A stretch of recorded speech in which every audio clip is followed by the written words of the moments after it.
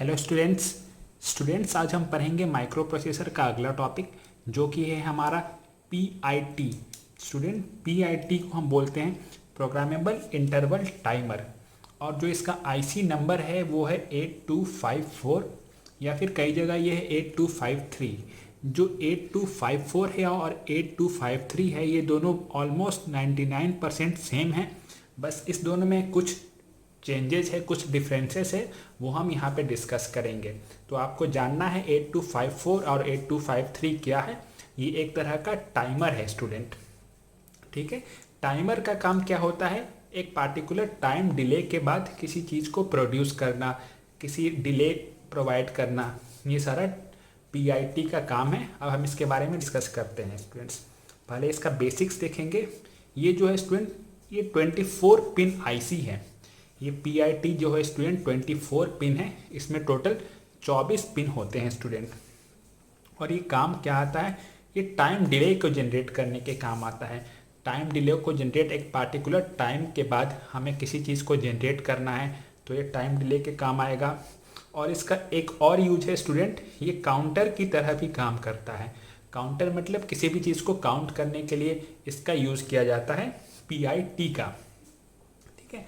अब हम देखेंगे इसका कंस्ट्रक्शन एंड इंटरनल आर्किटेक्चर। इसमें सबसे इम्पॉर्टेंट चीज़ जो आपको ध्यान रखना है स्टूडेंट, इसमें जो होती है, इसके पास 3 आइडेंटिकल 16 बिट काउंटर होते हैं। कितने काउंटर होते हैं स्टूडेंट, इसमें टोटल 3 16 बिट काउंटर होते हैं। और आपको एक बात ध्यान रखना है, वो काउंटर जो होते हैं सारे डाउन काउंटर होते हैं स्टूडेंट। डाउन काउंटर का मतलब होता है कि पहले सबसे हायर नंबर है। जैसे 16 बिट के केस में हम कंसीडर करेंगे तो सबसे पहले हायर नंबर मतलब 15 काउंट होगा, इसके बाद 14 काउंट होगा, फिर 13 होगा, फिर 12 होगा। मतलब वैल्यू क्या होती जाएगी, डिक्रीज होते जाएगी हर इंटरवल के, हर टाइम डिले के बाद, ठीक है। अब एक यहाँ पे सबसे इम्पॉर्टेंट डिफरेंस है 8254 और 8253 में। जो 8254 है इसकी फ्रीक्वेंसी रेंज है student DC to 10 megahertz, okay. ये DC से 10 मेगाहर्ट्ज तक काम करता है। और जो 8253 है जो इसका पुराना वर्जन है, ये काम करती है स्टूडेंट DC टू 2.6 मेगाहर्ट्ज। ये इसमें एक डिफरेंस हो गया। और एक और डिफरेंस है जो कि बहुत इंपॉर्टेंट डिफरेंस है, ये है कि 8254 के पास है स्टेटस बैक कमांड होता है। कौन सा कमांड होता है स्टूडेंट, स्टेटस बैक कमांड होता है। उसका काम क्या होता है, लैच द काउंट को लैच करना and status of the counter, ठीक है। ये डिफरेंस है हमारा बेसिकली 8254 और 8253 के बीच। हम आगे डिस्कस करेंगे इसमें और क्या क्या डिफरेंस है, ओके। अब हम इसके ब्लॉक डायग्राम को देखेंगे स्टूडेंट। जो ब्लॉक डायग्राम है इसमें सबसे सेंट्रल पार्ट जो है इसका इंटरनल बस है। ये 8254 का इंटरनल बस है। और यहाँ पे देखना है, जैसा मैंने आपको बताया, 3 आइडेंटिकल 16 बिट काउंटर होते हैं। तो यहाँ पे C0, C1 और C2 क्या है, आइडेंटिकल 16 बिट काउंटर है, ठीक है। और फिर हमारा कम्युनिकेट करने के लिए माइक्रो प्रोसेसर से यहाँ पे डाटा बस बफर है।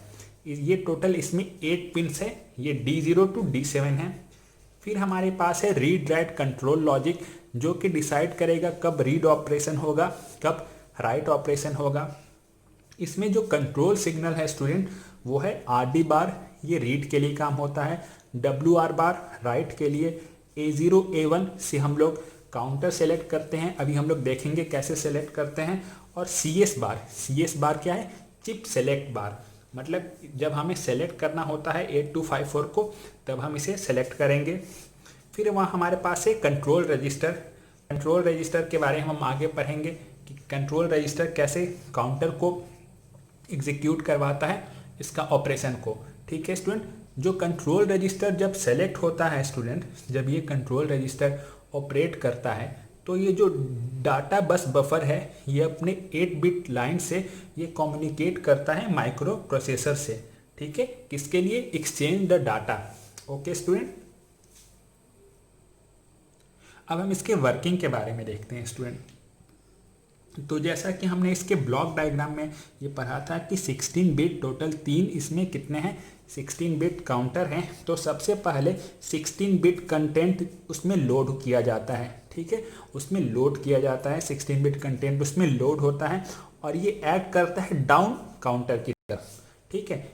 डाउन काउंटर का मतलब होता है जब भी हम कमांड देंगे तो उसकी वैल्यू क्या होती जाएगी, वैल्यू डिक्रीज होती जाएगी, ठीक है। और जब एंड ऑफ द कमांड पहुंचेगा मतलब जब वैल्यू 0 पे आएगी उस टाइम 8254 एक पल्स जनरेट करता है स्टूडेंट। ये क्या करता है, पल्स को जनरेट करता है जो कि यूज होता है माइक्रो प्रोसेसर यूनिट के द्वारा एज एन इंटरप्ट। तो मैं ये बता रहा हूँ स्टूडेंट, जब काउंट 0 पे हो जाती है, काउंट 15 से 0 पे पहुँच जाती है तो 8254 है एक पल्स जनरेट करता है जो कि यूज़ किया जाता है माइक्रो प्रोसेसर के द्वारा और वो एज एन इंटरप्ट काम करता है, ठीक है। अब जो काउंटर है ये दो तरह के हो सकते हैं, या तो बाइनरी काउंटर होगा या फिर बीसीडी काउंटर। बीसीडी मतलब binary coded decimal, BCD digits होगा या बाइनरी काउंटर होगा। हम ये भी आगे देखेंगे कि कब बीसीडी ऑपरेशन होगा और कब बाइनरी ऑपरेशन होगा, ठीक है स्टूडेंट। जैसा कि मैं आपको पहले बता चुका हूँ जो कंट्रोल सिग्नल है इसमें ये क्या है, read bar, right bar, chip select, A0 and A1। अब A0 और A1 क्या करते हैं स्टूडेंट, A0 और A1 किसी भी काउंटर को सिलेक्ट करते हैं। जैसा कि आप यहाँ देख सकते हैं A0 A1 यहाँ पे हैं, हमें काउंटर 0 सेलेक्ट करना है। A1 A0 की वैल्यू क्या होगी, 0 होगी। काउंटर 1 पे क्या होगा, 0 1, 1 0 पे क्या सिलेक्ट होगा, काउंटर 2, और 1 1 पे क्या सिलेक्ट होगा स्टूडेंट, कंट्रोल रजिस्टर। जो हमने ब्लॉक डायग्राम में लेफ्ट साइड में सबसे नीचे देखा था वो क्या था, कंट्रोल रजिस्टर। और कंट्रोल रजिस्टर जब सेलेक्ट होता है तब माइक्रो प्रोसेसर से डाटा एक्सचेंज होते हैं यूजिंग डाटा बस बफर। Okay student. अब जो 8254 है स्टूडेंट, इसमें कुछ मोड्स होते हैं। ये जो हमारे 3 काउंटर हैं वो अलग अलग मोड्स पे काम करते हैं। टोटल 6 मोड पे हमारे काउंटर्स जो हैं 16 बिट काउंटर वो काम करते हैं। M0 मोड, M0 मोड जो होता है स्टूडेंट ये होता है interrupt on terminal count, okay. M1 mode है programmable one shot. M2 mode है रेट जेनरेटर। M3 मोड है square wave generator. M4 mode है सॉफ्टवेयर ट्रिगर्ड मोड और M5 मोड है हार्डवेयर ट्रिगर्ड मोड। तो हमारे जितने भी 3 काउंटर हैं 16 बिट के उसके टोटल 6 मोड हैं M0 से लेके M5 तक। ये आपको एज एन ऑब्जेक्टिव क्वेश्चन पूछा जा सकता है, इसको आपको ध्यान रखना है कि टोटल 6 मोड हैं हमारे 3 काउंटर में। अभी हम देखेंगे कि मोड कैसे कैसे कब कौन सा मोड सेलेक्ट होता है। अब हम देखते हैं स्टूडेंट डाटा बस बफर। जैसा कि मैंने आपको बताया डाटा बस बफर जो है D0 to D7 इसमें 8 बिट लाइन होते हैं। अब ये सबसे इम्पॉर्टेंट पार्ट है हमारा 8254 का। यहाँ से हम देखेंगे कि कैसे कैसे ऑपरेशन होता है, कब कौन सा ऑपरेशन होता है। तो जो हमारा D0 है स्टूडेंट वो है BCD, okay, binary coded decimals. D1 हमारा M0, D2 M1 और D3 M2 है, ओके। यहाँ से क्या होता है स्टूडेंट, इन तीनों से डिसाइड होता है कि कब कौन सा मोड ऑपरेट होगा, कब। टोटल मैंने 6 मोड बताए हैं। M1 M0 M1 M2 से डिसाइड होता है कि कब कौन सा मोड हम लोग ये 8254 काम करेगा। D4 से लेके D5 तक है हमारा RW0 और ये उसके बाद है हमारा RW1। ये basically read write operation determine करता है कब रीड ऑपरेशन होगा, कब राइट ऑपरेशन होगा।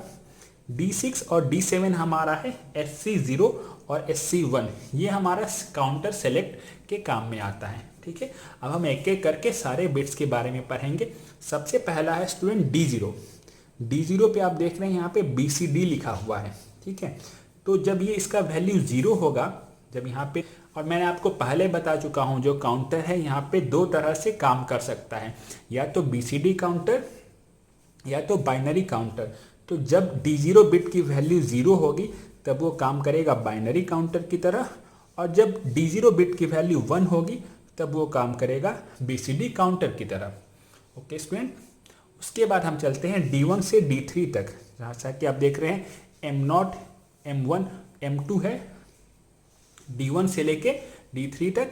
अब ये हमारा मोड डिसाइड होगा, जैसा कि हम पहले पढ़ चुके हैं M0 से लेके M5 तक मोड होते हैं। हर मोड का अलग अलग ऑपरेशन होता है। M2, M1, M0, अगर तीनों ज़ीरो हैं तो हमारा मोड होगा मोड 0, 0, 0, 1 है तो हमारा मोड है M1, डोंट केयर 1, 0 हमारा मोड है M2, डोंट केयर 1, 1 हमारा मोड है M3, 1, 0, 0 पे मोड है M4 और 1, 0, 1 पे मोड है M5। यहाँ पे बहुत लोगों को डाउट हो सकता है कि डोंट केयर का मतलब क्या होता है। तो डोंट केयर का मतलब होता है स्टूडेंट यहाँ पे कोई भी वैल्यू हो, या तो 0 हो या तो 1 हो, उससे कोई फर्क नहीं पड़ेगा। M1 और M0 का वैल्यू अगर 1, 0 है तो M2 का वैल्यू कुछ भी होगा तो यहाँ पे मोड कौन सा होगा M2। तो इस तरह से सारे मोड ऑपरेट होते हैं।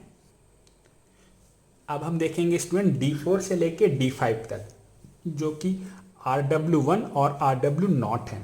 ठीक है, अब यहाँ पे भी जो बिट्स पे हर एक वैल्यू होगी, कुछ वैल्यू होगी और उस वैल्यू के करेस्पॉन्डिंग कुछ ऑपरेशन होगा।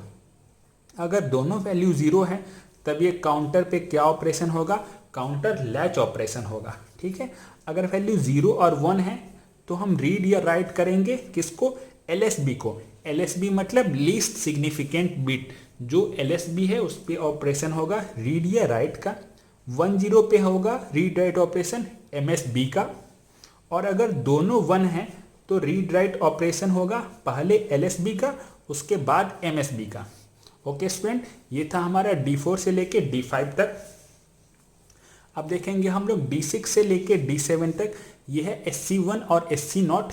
ये क्या होता है स्टूडेंट, बेसिकली यहाँ पे काउंटर सेलेक्ट करते हैं। SC का मतलब होता है सेलेक्ट काउंटर। जब दोनों वैल्यू 0 है तो काउंटर 0 सेलेक्टेड, 0, 1 पे काउंटर 1 सेलेक्टेड, 1, 0 पे काउंटर 2 सेलेक्टेड और 1, 1 पे क्या होता है student, read back command. Read back command में क्या होता है, जैसा कि मैं आपको पहले बता चुका हूँ, ये काउंटर लैच मोड में चला जाता है। ओके, रीड बैक कमांड में। तो ये था हमारा 8254 या 8253 प्रोग्रामेबल इंटरवल टाइमर का ऑपरेशन।